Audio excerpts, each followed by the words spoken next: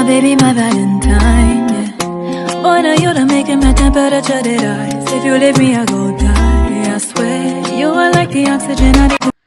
Hi guys, my name is Noni Matikela. Welcome to the Noni M podcast. So today we are busy with the chronicles of Patricia Morgan Mashale.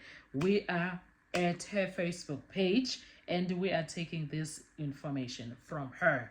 All right, she wrote on the 22nd of January, I already knew that Ratha was moving into a speculation when he asked after how long can it take to determine if someone had a gold tooth in section. He even made an explanation with a lady who pierced her body, saying that the skin heals after some years, to a point that the piercing becomes invisible. Then he allows Gininda to speculate more by questioning the doctor's findings and saying that it's possible that it was not a medically inserted gold tooth. That's why the doctor could not find any trace of an insertion.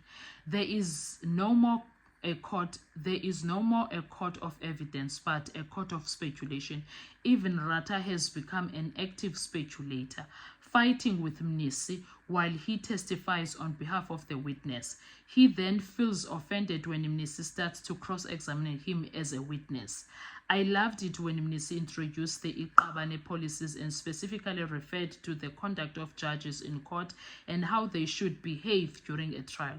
Ratha tried to downplay the policies by referring to Section 35 and even went further to say that Section 35 supersedes all other policies. Mnisi then dribbled him by saying, the judge who wrote this book is your friend, my lord.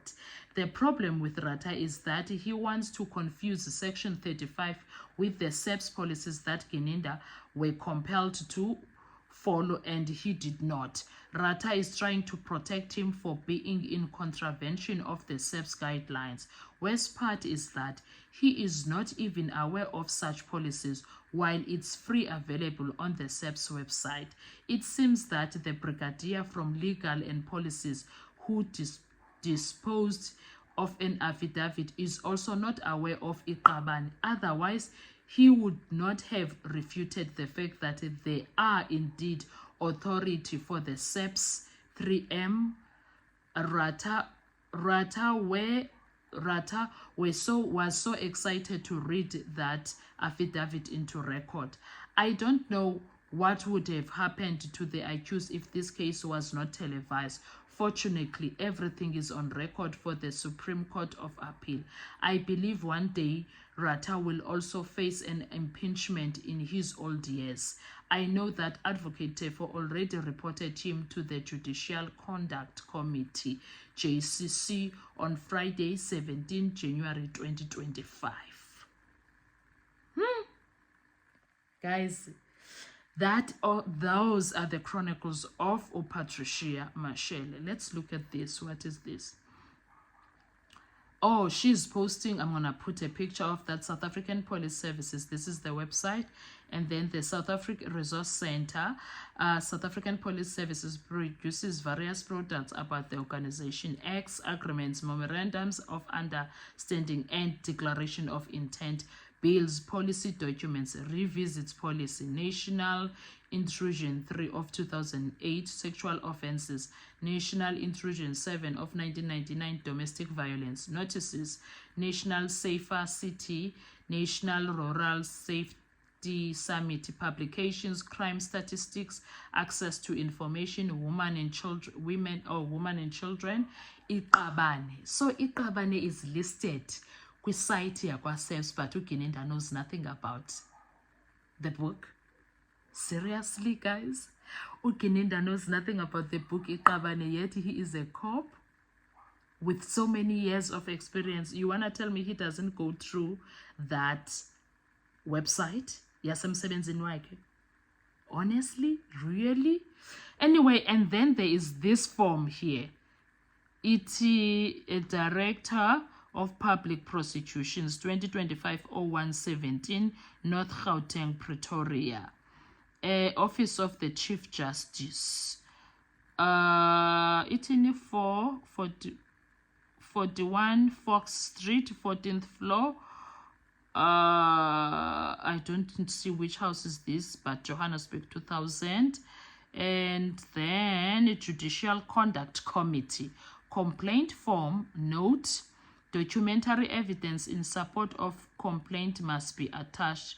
If the space provided is inadequate, information may be submitted as an annexure to this form and must be signed on each page.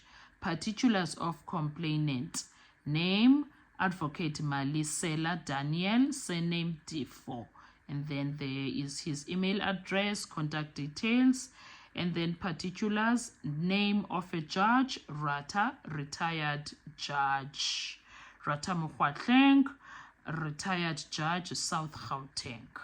So therefore actually complained about the judge. It was this year when this was done. So old Patricia is busy blowing those whistles there, Gesana. Let's check the comment section here Gesana when it comes to this. Then we finalize this video. Someone is asking, I wonder what the head of judges say about this useless Madala and also retired judge who disrespect the law of South Africa.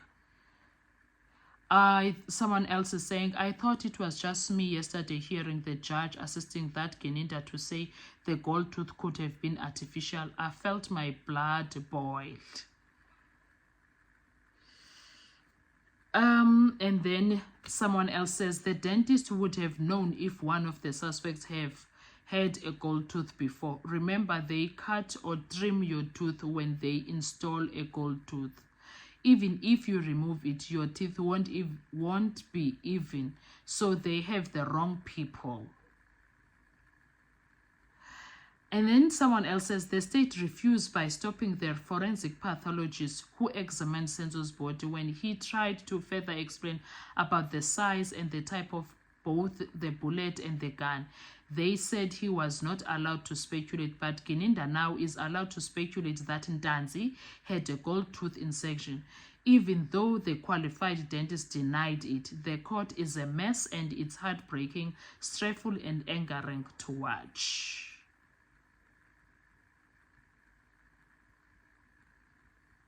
The moment he said even a woman with piercing, I knew it was downhill from there. Does he have piercing? I have a piercing I did when I was 16. You can still see it closed up, but you can still see it. That is the kind of a judge that we have in that courtroom. So guys, let's talk with comment section. What are your thoughts? Those are the chronicles of the Patricia Morgan Mashale.